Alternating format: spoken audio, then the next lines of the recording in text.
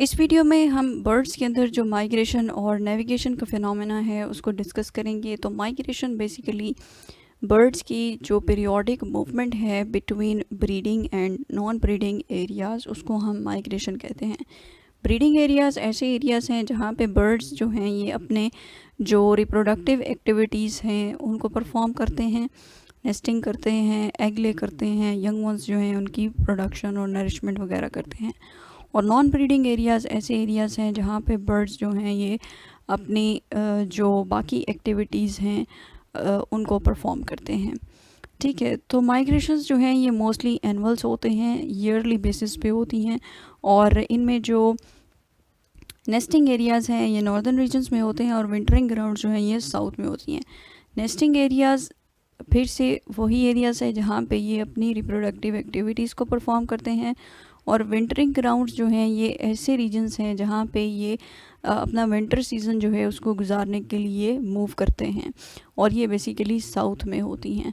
ठीक है, अब फॉर एग्ज़ाम्पल ये जो पोल्स हैं, पोलर रीजन्स हैं, यहाँ पे जो विंटर है ये एक्सट्रीमली जो है वो एक्सट्रीम वेदर होता है और वहाँ पे टेम्परेचर जो है बहुत ज़्यादा ड्रॉप कर जाता है।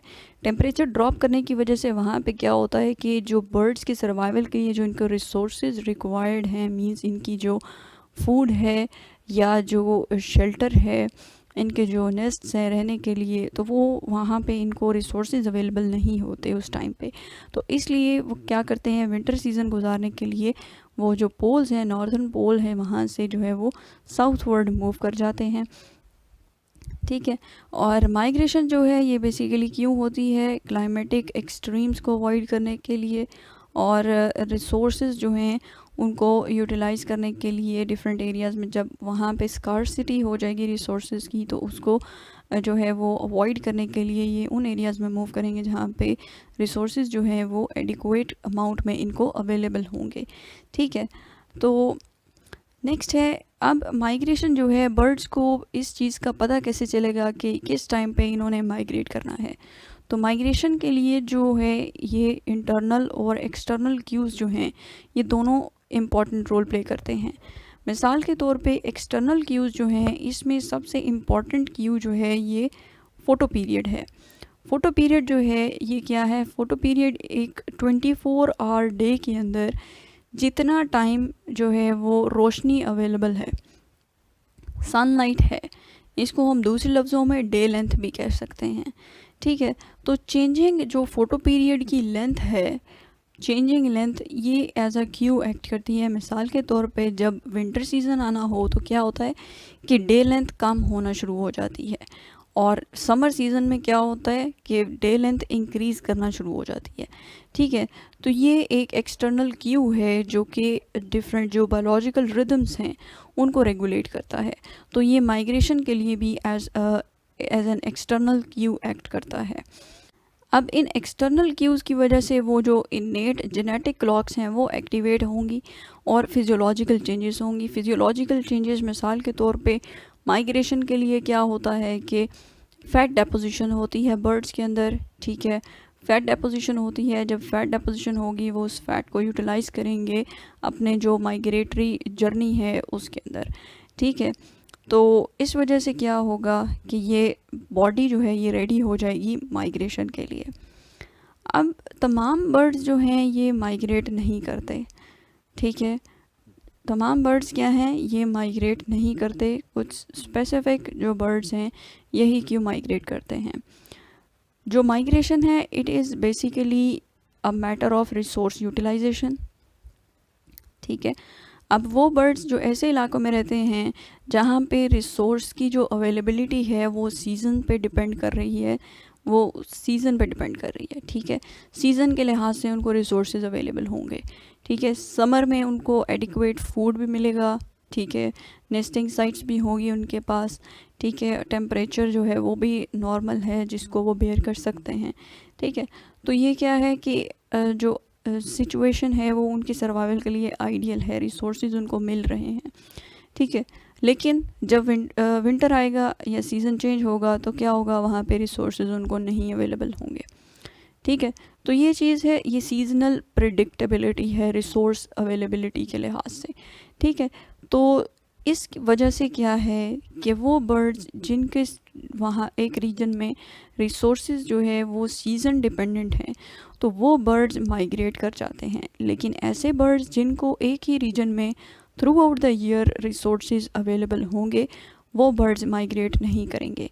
मिसाल के तौर पे हमारे पास हैं जी कार्डिनल्स हैं, टिटमाइस हैं, वुडपेकर्स हैं। इनको थ्रू आउट द ईयर एक ही रीजन के अंदर सर्वाइवल के लिए तमाम रिसोर्सेज अवेलेबल होते हैं, इसलिए ये बर्ड स्पीशीज़ जो हैं ये माइग्रेट नहीं करती। इनको हम रेजिडेंट बर्ड स्पीशीज़ कहते हैं। नेक्स्ट है जी मैकेनिक्स ऑफ माइग्रेशन। अब एक्सटर्नल क्यूज़, इंटरनल क्यूज़, इन सब के जो इफ़ेक्ट है या इन्फ्लुएंस है बर्ड की बॉडी पे, ये स्पीशीज़ स्पेसिफिक है। मिसाल के तौर पे कुछ जो बर्ड्स की स्पीशीज़ हैं जो कि लॉन्ग डिस्टेंस माइग्रेंट्स हैं, इनमें जो फ़ैट डेपोजिशन है और जो फ़ैट है, स्टोर्ड फ़ैट है, ये 50% है इनके बॉडी वेट के। बॉडी वेट 50% जो बॉडी वेट है, it comprises of the stored fat. ठीक है, और ये नॉन स्टॉप जर्नीज़ जो हैं वो लेते हैं, दरमियान में कहीं पे रुकते नहीं हैं।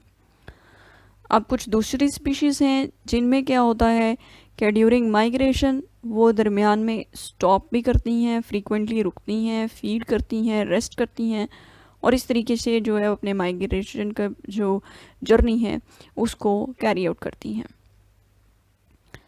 अब जब वेदर जो है अगर क्लियर है तो ज़्यादातर बर्ड स्पीशीज़ जो हैं ये 1000 मीटर की बुलंदी से भी ज़्यादा एल्टीट्यूड पे जो है वो फ्लाई करती हैं।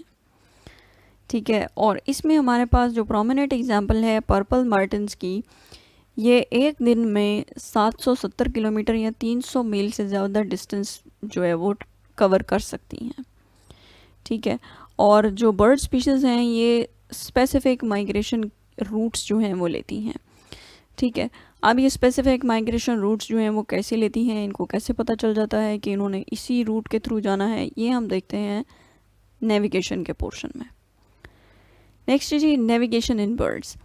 नेविगेशन बेसिकली एनिमल की ऐसी एबिलिटी जिसकी वजह से वो एक अपना जो करेक्ट पाथ है उसको आइडेंटिफाई करता है और उसको लेके जो है वो अपनी मंजिल तक पहुंचता है, अपनी डेस्टिनेशन तक पहुंचता है। इसको हम कहते हैं this is navigation.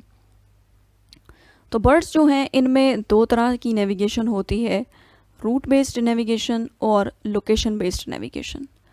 Route based navigation जो है इसको हम जो है वो इस तरीके से ले सकते हैं कि बर्ड्स जो हैं मिसाल के तौर पे अपने जो होम है, होम रेंज है, वहाँ से माइग्रेट करके जो है वो अपनी डेस्टिनेशन तक पहुँचते हैं। ड्यूरिंग द जर्नी अब रास्ते में जो उनको ऑब्जेक्ट्स नज़र आएंगे, प्रोमिनेंट ऑब्जेक्ट्स, वो उनके जो ब्रेन है उसके अंदर एक कॉग्निटिव मैप बन जाएगा उन ऑब्जेक्ट्स का, और उन ऑब्जेक्ट्स को हम लैंडमार्क्स कहेंगे। ठीक है, अब ये विजुअल क्यूज़ भी हो सकते हैं और ऑडिटरी क्यूज़ भी हो सकते हैं। ठीक है, अब जब वो रिटर्न करेंगे, जब वो वापस आएंगे, तो वो उन्हीं लैंडमार्क्स को यूज़ करेंगे जो उनके ब्रेन में एक कॉग्निटिव मैप बन चुका है। वो उन्हीं लैंडमार्क्स को आइडेंटिफाई करते हुए अपने जो होम रेंज है वहाँ तक वापस आ जाएंगे। तो इसको हम कहते हैं this is route based navigation. ठीक है, नेक्स्ट है location based navigation. Location based navigation में क्या होता है कि जहाँ से बर्ड ने जर्नी स्टार्ट करना है, जहाँ से मूव करना है, मिसाल के तौर पे हम कह लेते हैं it is the home range of the bird. अब वहाँ पे जो उसको इन्फॉर्मेशन अवेलेबल है उसको यूज़ करके वो अपनी जो डेस्टिनेशन है उसकी डायरेक्शन को डिसाइड करेगा। इसको हम कहते हैं लोकेशन बेस्ड नेविगेशन। और इसमें बर्ड्स जो हैं ये सन कंपस यूज़ करते हैं, कैलेस्टियल क्यूज़ यूज़ करते हैं और अर्थ की मैग्नेटिक फील्ड को यूज़ करते हैं। जैसा कि आप यहाँ पे जो फिगर है इसमें देख सकते हैं कि दरमियान में एक होम रेंज है। ठीक है, सन कंपस है जिसको ये यूज़ करेंगे during the day time, star compass है जिसको नाइट टाइम पे यूज़ करेंगे नेविगेशन के लिए, और डोर मैप है, नेक्स्ट मैग्नेटिक मैप्स हैं और मैग्नेटिक कंपस। बर्ड्स जो हैं ये मैग्नेटिक फील्ड को डिटेक्ट कर सकते हैं due to the magnetite that is present in the beak of the birds. ठीक है, और बर्ड्स की आइज़ जो हैं इनमें भी कुछ स्पेसिफिक जो है वो सेल्स होते हैं जो कि मैग्नेटिक फील्ड्स जो हैं इनको रिकग्नाइज कर सकते हैं। तो ये मैग्नेटिक क्यूज़ को भी यूज़ करते हैं अपनी जो डायरेक्शन है उसको डिसाइड करने के लिए। नेक्स्ट है अल्ट्रा वायलेट लाइट को भी ये जो है वो सेंस कर सकते हैं। बर्ड्स के लेंसेज जो हैं ये ट्रांसपेरेंट होते हैं टू अल्ट्रा वायलेट लाइट, और अल्ट्रा वायलेट लाइट को यूज़ करके ये जो है ड्यूरिंग क्लाउडी डेज भी जो है वो सन के अकॉर्डिंग अपना जो डायरेक्शन है उसको ओरिएंट कर सकते हैं। तो इसको हम कहते हैं दिस इज़ सन कंपस। अब बर्ड्स जो हैं ये सन कंपस को यूज़ किस तरीके से करते हैं, बिकॉज सन जो है ये जो सनराइज़ के टाइम पे ईस्ट में आपको इन रिलेशन टू अर्थ नज़र आएगा और सनसेट के टाइम पे वेस्ट में। ठीक है, तो बर्ड्स जो हैं इनके अंदर इनेट क्लॉक्स होते हैं, इंटरनल क्लॉक्स होते हैं जो कि इस चीज़ को परसीव कर सकते हैं that sun rises in the east and sets in the waste.